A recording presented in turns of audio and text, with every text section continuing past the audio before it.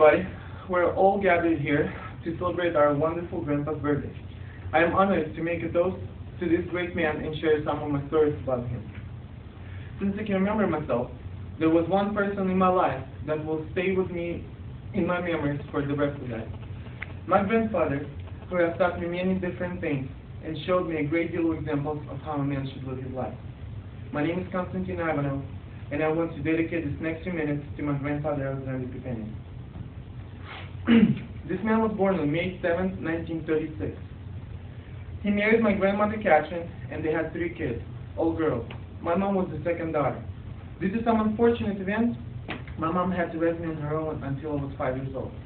I remember when my mom would live in my grandparents' house for a couple of days in a row while she went to her work as a nurse in a trauma hospital. Going over to their house was one of the best things I could ask my mom for back then. When you walked into their yard, the walkway to the front door was covered with beautiful flowers that give off an enchanting aroma that my grandmother used to plant and take care of. When I would walk into the house, my grandpa would usually be there to greet me and give me a big bear hug. Then he would lead me straight to the kitchen table, where a nice home-cooked meal would be already set up for me. I would literally speed through eating the food, because the excitement of the chores and new things that he would teach me that day would just be overwhelming.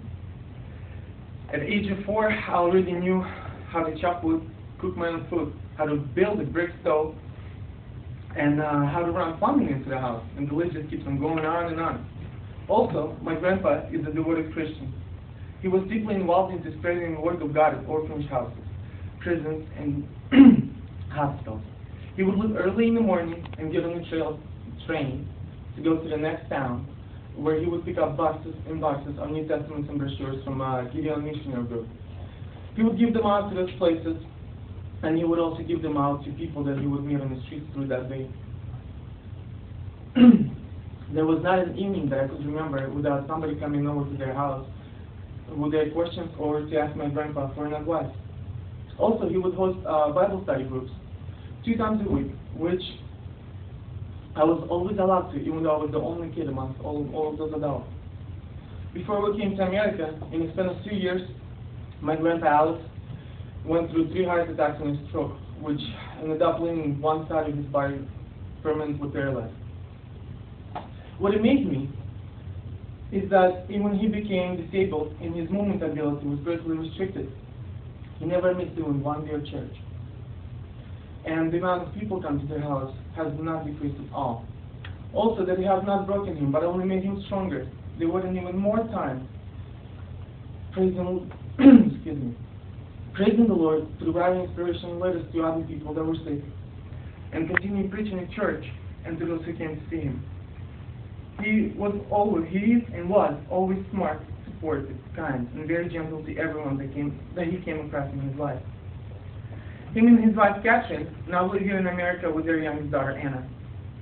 Up until this day, at the age of 74, he can tell you almost any verse from the Bible, tell you which book it's written in, and what chapter it's in. Up until this day, he showers all of his grandkids, just like I'm one of them, with lots and lots of love and attention when they come to see him.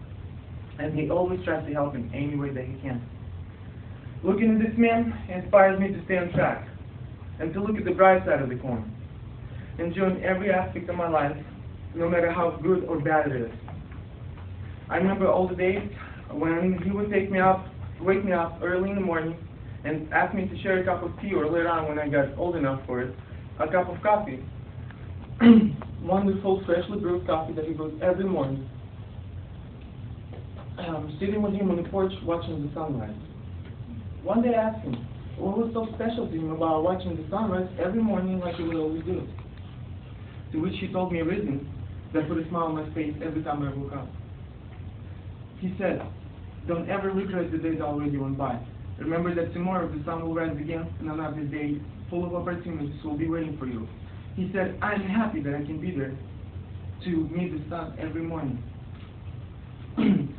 So let us all celebrate another year that you lived through, and all the mornings that we will be able to watch the sunrise sitting next to him on the porch with a cup of coffee or hot tea.